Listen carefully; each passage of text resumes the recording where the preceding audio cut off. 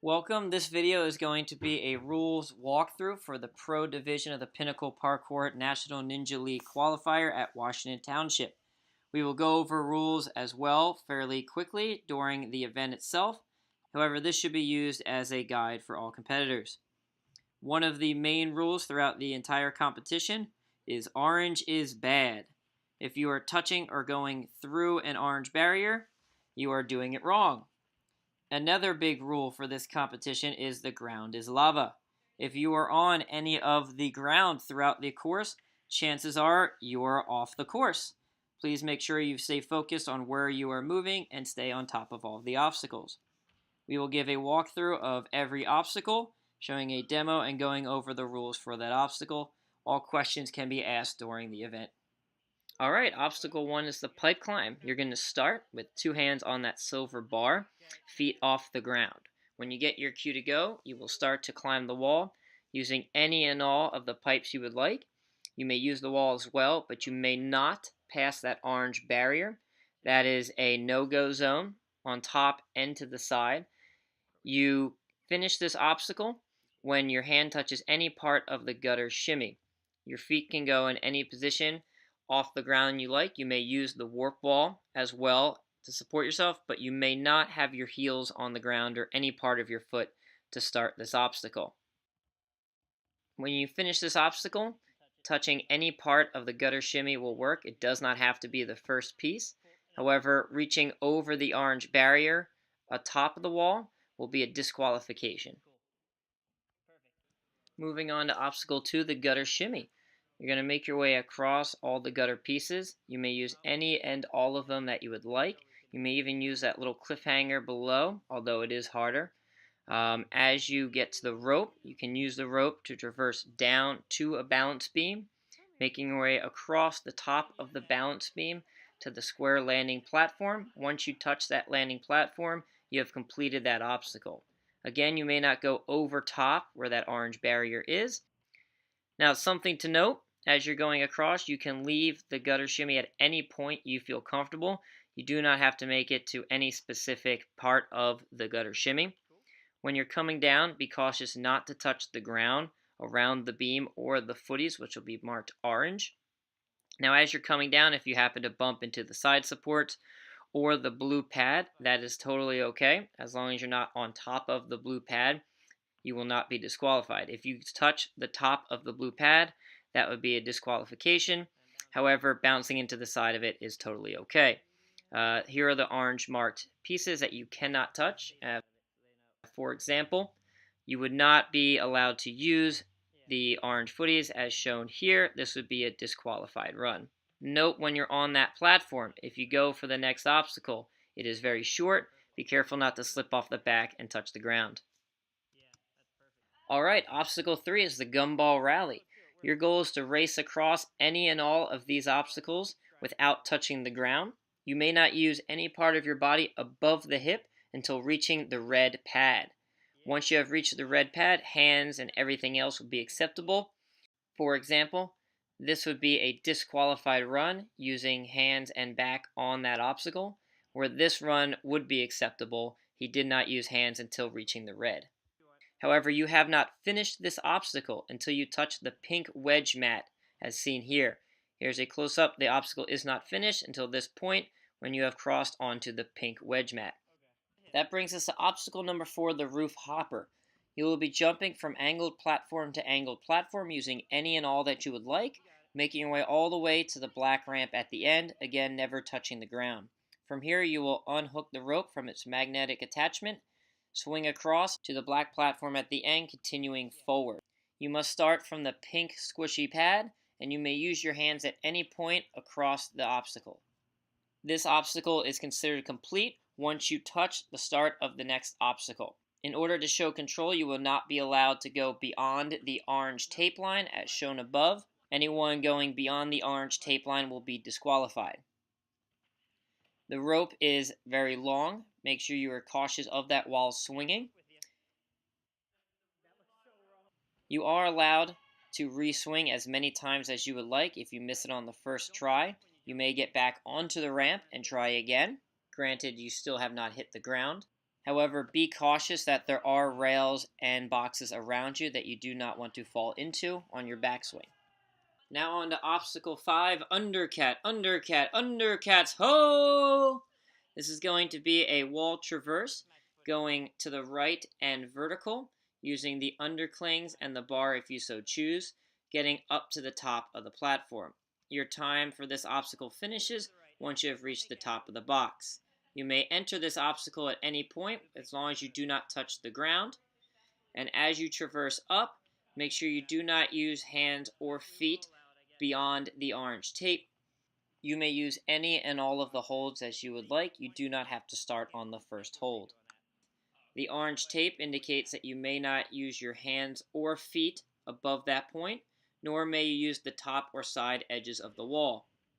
Here's a close-up so you can see the underhang as opposed to the side grab. Side grab is okay. However, you may not put your hand on top to help you move. Similarly, you may not use your leg on top of the orange to climb up as well. There is a purple box to your right with orange tape, which again, you may not use to help you up this obstacle. No feet or hands on that at all. Obstacle 6 is the bar descent. This obstacle is going to require you to jump to a white PVC bar, swing across, and land on a platform on the other side of the pit. Now, when you're jumping, you can start from anywhere on the top platform as long as you only grab the white PVC. Once on that, you may transfer to the corner edge, which is not painted orange.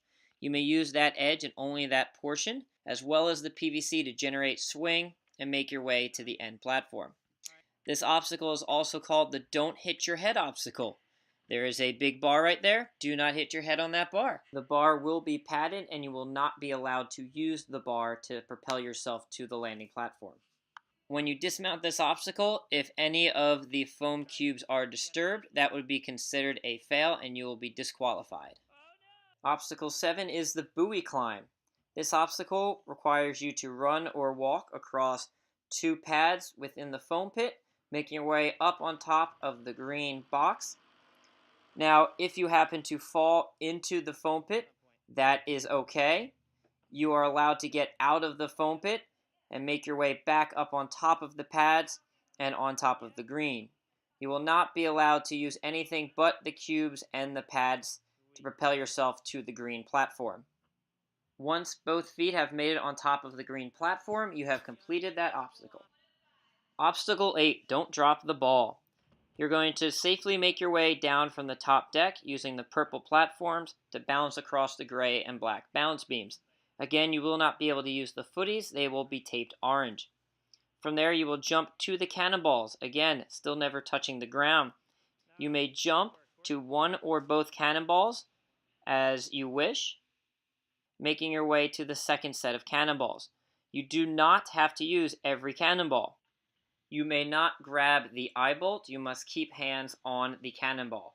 Once there, you will move across to the next bar. You must go underneath the blue bar and on top of the other box. You may, however, use feet and any part of your body on the blue bar to get you underneath. You may not use the vertical bar taped orange for hands or feet on your descent, nor may you use the blue box where it is taped orange. This obstacle is considered complete when you touch the white platform with one or both feet. Obstacle 9, Spider Alley. You may walk or jump into Spider Alley so long as you do not put your hand above the orange tape, nor use the padded bar above you. You may use any part of the wall, top and sides included, until you make your way through the doorway. Once any part of your body touches the other face of the wall through the doorway, such as that, you have completed this obstacle. Be very careful not to put hands or feet above the orange tape. This would be a disqualified run. Obstacle 10, just around the corner. You may use any part of the white wall to make your way to the white platform. There is an undercling available on the blue box. You may not use the top of the blue box, passing the orange tape at any point. As you make your way through, you may use any of the rock holds and top of the wall as you would like.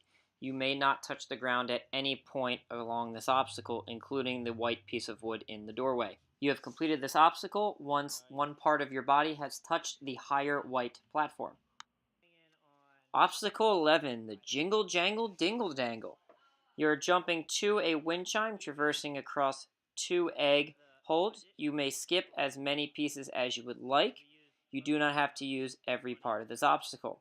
You may not grab the string on the eggs. You must stay on the hold itself. Same rule applies for the cannonball at the end. You may not use the eye bolt, only the ball hold itself. And make your way to the black platform at the end. You may not make contact with the wind chime at any point above the orange tape. You must stay below the orange at all times. This obstacle will be considered complete the moment you touch the blue box in front of the black platform, seen here. A quick safety tip, if you happen to fall off the wind chime, please stay flat because the wind chime will be swinging back towards you. Obstacle 12, jump the creek. You may not use this orange taped corner for support in any way. You may only use the bars themselves. You may not use the ground or the footies or the rope to help you with your balance at any point. You may use hands and feet on this obstacle. However, at no point are you allowed to touch the ground or the orange marked footies as seen here. Once you make your way through, you're to make it on top of the purple box. Once you are on top of the purple box with both feet, you have completed this obstacle. Be aware, the last bar, if you do happen to slip your foot like so, you may fall into the box, and no one wants that. So stay in control and focused on where you're moving.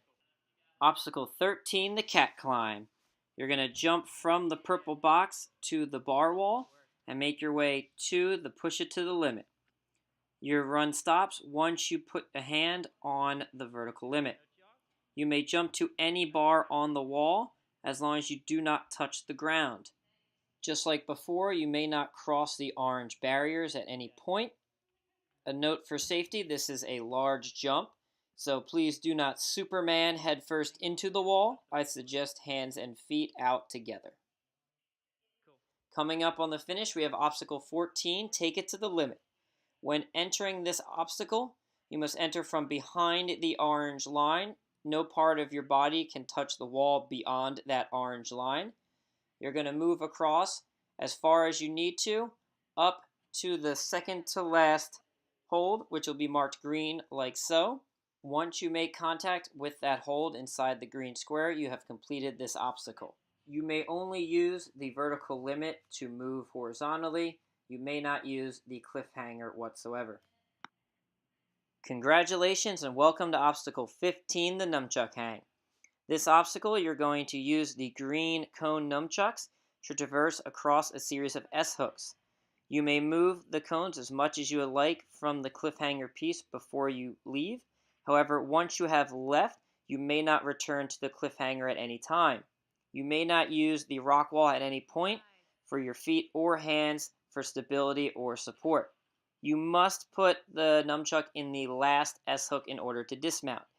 This S-hook is marked with a green square and must have a nunchuck in it in order for you to dismount. If an S-hook should happen to fall out, you may use any other S-hook on the chain to replace it. Once the nunchuck is in the last S-hook in the green square, you're going to dismount to the yellow square only of the pad. Once there, you may touch the purple platform to finish. You may not touch the blue or the green sides of the pad.